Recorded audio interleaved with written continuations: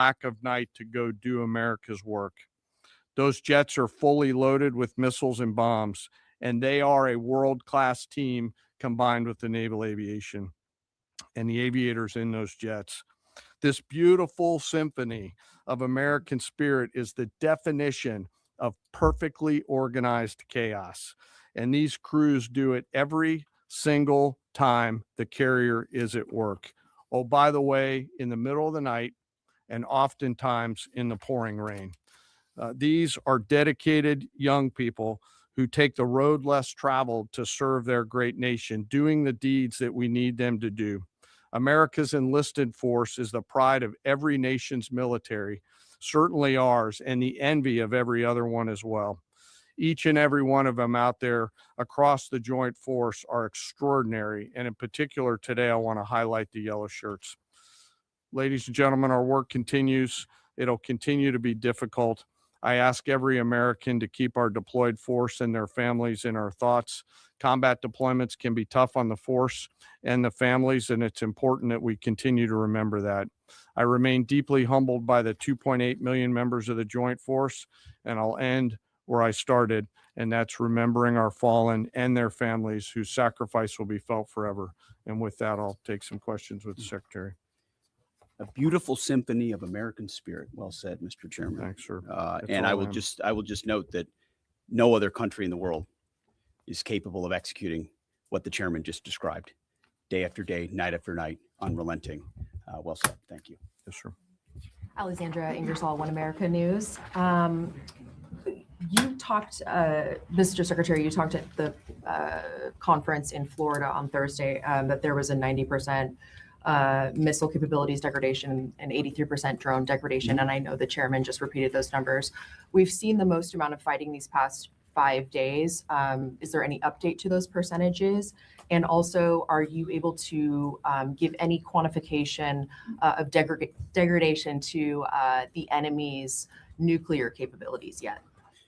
What those numbers represent is a persistent low ability to respond, which is what we're looking for, right? It's if the enemy can simply wait and then project power, that's problematic. And we've seen some spurts here or there, but ultimately the trend lines, if you look at the charts that we look at every day, have gone like this down to all a flat. That doesn't mean they won't be able to project. It doesn't mean our air defenders still don't have to defend. They do, but that is strong evidence of degradation, along with the battle damage assessment that the Joint Staff does, which takes time. You've got to look at imagery and recognize whether something's been simply degraded or it's been destroyed, or whether an underground facility has been collapsed or completely obliterated. So there's differences in how you evaluate that, but the numbers staying that low is a demonstration of the efficacy for sure.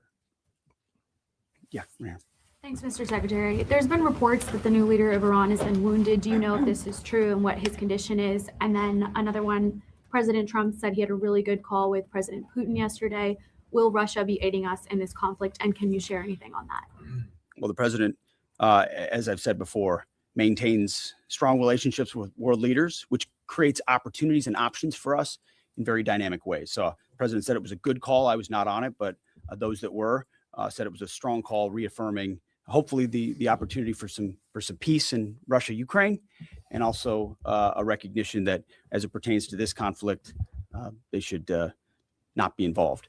The first question was on the new leader of Iran. There's reports that he's been wounded. Oh, the new leader of Iran.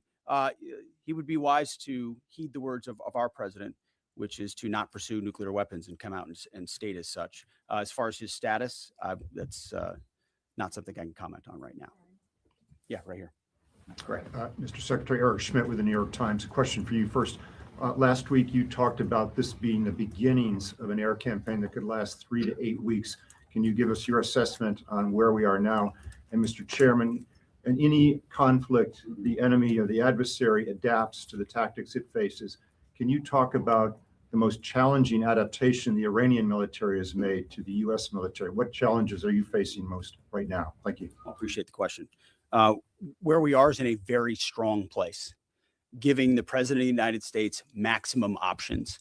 And from the beginning, from this podium, we haven't stated how long it will take. Our will is endless.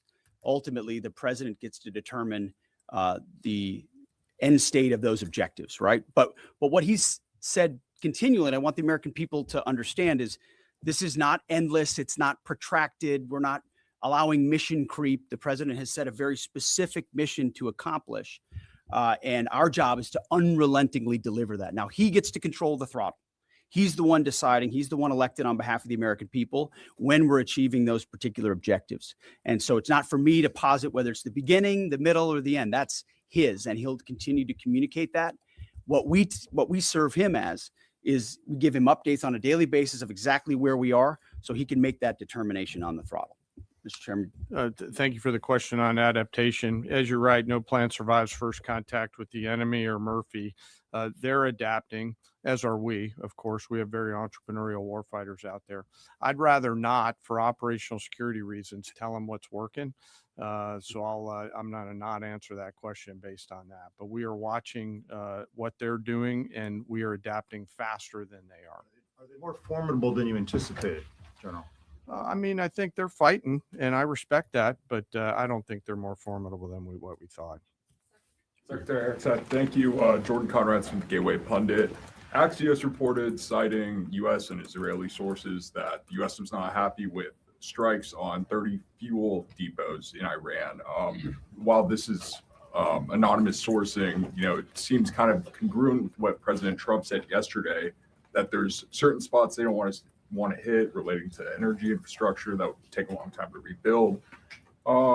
And whether this reporting is true or not, what's your message to Americans, those who supported the president and those who aren't really in favor of this war and who worry that Israel might be taking advantage of the U.S.'s backing? And then for Mr. Chairman, for you, I wanted to ask, when you say that we're moving inland, what capabilities does Iran have to shoot down jets over their land? And would that trigger some kind of rescue operation that could risk a bigger ground operation? Well, I would just state by saying Israel's been a really strong partner in this effort. Where they have different objectives, they've pursued them. Ultimately, we've stayed focused on ours. But what Iran has felt is the power of the world's two most powerful air forces. In that particular case, those weren't our strikes or that objective, or that wasn't necessarily our objective. But the president has made it clear to those concerns that we're not getting pulled in any direction. We're leading. The president is leading. He's determining where we want to go, what the outcome will be, what the end state is, with a very keen eye. And I understand those concerns because I've heard from a lot of people who I went through 20 years of those wars myself. Worried about getting dragged in, worried about mission creep, worried about nation building or democracy expansion. That's never the perspective the president has pursued on this. Just because previous presidents and previous secretaries have decided to just pour more resources and more people in toward some unguided end state doesn't mean that's the way the world needs to look today. In fact, the American people voted for a different approach. But what the president also stated from the beginning is Iran can't have a nuclear weapon. And it's one thing to say it. It's easy to say. Anybody can say that. I mean, Barack Obama said that. But to do something about it takes courage and resolve. But in that courage and in that resolve, you can also be very scoped in what you're trying to execute to ensure that the sacrifice of Americans, American treasure, American lives, all of those properly meet the objective that you're trying to accomplish. And certainly, as someone I talked out front about what the Iranians have done to our generation, yes, we're clear-eyed about it. But my job is to keep it scoped, given the directive of the president to accomplish the mission. Thank you for the question. Most of their higher end surface-to-air missile systems are not factors at this point in time. We're able to move around fighters that are moving deeper with relative impunity. Always some risk out there. I don't want to say that there isn't, and we'll always maintain and retain capability of doing search and rescue type of things. But I don't want to get into the details. But thank you for the question. Shelley.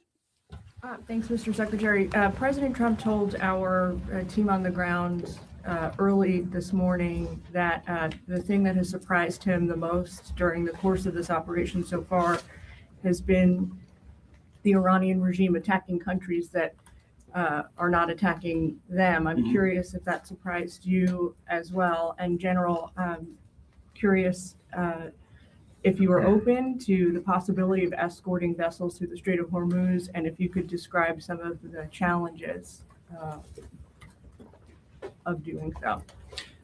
Big mistake by the Iranian regime to start targeting its neighbors right away, exposing who they are and what they're all about, indiscriminate targeting, flailing recklessly at the beginning. I can't say that we anticipated necessarily that's exactly how they would react, but we knew it was a possibility. And I think it was a demonstration of the desperation of that regime then and that regime now, that they still think their pathway out is to try to alienate their Arab partners even more, who've instead decided to come to us and have been willing to go on the offense, have been given us access, basing, and overflight in a new partnership that will continue to remake the region the way that President Trump did with the Abraham Accords. So you're pushing those countries in our direction to support this effort, further alienating Iran. And I think it's worth underscoring. I see in the media banners that say, war expanding or war spread. It's actually the opposite. It's actually quite contained, and more of those countries are coming on side, recognizing that you can't live under a conventional umbrella with nuclear ambitions with a radical regime like that. Again, properly scoping the objectives in the process. And then you want to talk about the Strait? Sure. On the potential, if tasked to escort, we'll look at the range of options to set the military conditions to be able to do that. And then, like we always do with every potential mission, come to the Secretary and the President with both what are the resources required, what is the command and control required, and what are the risks, and how do we mitigate those risks. So we're looking at a range of options there, and we'll figure out how to solve problems as they come to us. But I would reiterate also, to add to what the chairman said, the truth the president posted last night about that, saying if Iran does anything to stop the flow of oil within the Strait of Hormuz, they will be hit by the United States of America 20 times harder than they have been hit thus far. He goes on to say, death, fire, and fury will rain upon them. You've seen the truth and read it, but he takes very seriously the condition of that straits. We have capabilities that no other nation on earth has, and we're certainly working with our energy partners across the administration to control for that. That's part of that scoping of this. The world needs to understand this doesn't have, this isn't intended to be, nor is it something that will expand. We know exactly what we're attempting to achieve here, scoped properly, and the American people can count on that for sure. Thank you so much, Secretary Hegseth. President Trump has long said that he wants to minimize the loss of life in war, which wherever it occurs in whatever country, which so many people obviously appreciate. Can you detail the specific measures the Pentagon is taking to minimize civilian casualties and strikes inside Iran? And secondarily, is the Pentagon prioritizing replenishment of precision-guided munitions, long-range strike weapons, or air defense interceptors? And can you share any details on which systems are being prioritized? Yeah, seeing it from the inside every single day, including this, no nation takes more precautions to ensure there's never targeting of civilians than the United States of America. From the boat strikes in the Caribbean, where every single strike is assessed to this campaign here, no nation in the history of warfare has ever attempted in every way possible to avoid civilian casualties. And frankly, that's a point that just isn't appreciated enough. Where things happen that need to be investigated, we will investigate. To the question shouted in the back, that it's not, open source is not the place to determine what did or did not happen. We take things very, very seriously and investigate them thoroughly, which takes time, and which is why it does take time. But ultimately, unlike Iran, who targets civilians indiscriminately, who we've seen in the intel moving rocket launchers into civilian neighborhoods, near schools, near hospitals, to try to prevent our ability to strike. That's how they operate. And then they set, the targeting of drones and missiles toward civilian targets, hospitals, hotels, airports. CENTCOM's been very good about putting that information out. That's how terrorist regimes fight. They target civilians. We do not. And I can tell you this administration and this Pentagon focuses on that very, very closely. Go ahead. You will hold someone accountable if it turns out that that was a US this morning, munition that hit the Iranian government is saying a lot. They continue to say they're prepared for a long war. If that's the case, what could you tell the American people as far as the steps the Department of War is taking to make sure our troops have the protection and the resources they need as the mission continues? I think there's one thing I can sleep quietly at night knowing is that we're giving every resource humanly possible to our troops on the front lines to ensure they're protected. In fact, as I said in that first press briefing, even before we set the offense, we set the defense. We made sure we had the ability to defend, and then we moved as many Americans off the bases and into other places as possible. So as this progresses, the chairman, or the question was asked of the chairman about how the enemy adapts. Well, of course, we adapt too in real time, and to watch our warriors iterate on air defense and interdiction on drones and missiles and how we get after it. It's incredible how they refine the tactics, bring in new assets to find different ways of getting at emerging technologies. So that is one of the things we're laser focused on every day. Yes, we're going on offense more effectively than any country in human history, but we're also ensuring that in every way possible, we're defending the best Americans we have who wear our uniform, no doubt. Let's do one more. Thanks, Secretary Hexet. The president has indicated that maybe the operation will wrap up sooner than he thought it was going to. What's the plan once the U.S. stops military action? Will the U.S. play a role in the aftermath, or will they leave Iran to sort it out?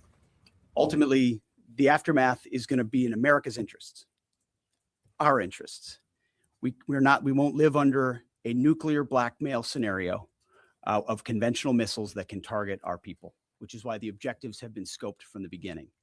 Missiles, missile production, a defense industrial base, Navy, all in service of ensuring they don't have nuclear power projection capabilities. That's what matters to President Trump. That's what matters to the American people. And ultimately, that's why we're so laser focused on ensuring those objectives and those objectives alone are met. Thank you. I appreciate it. Thank you.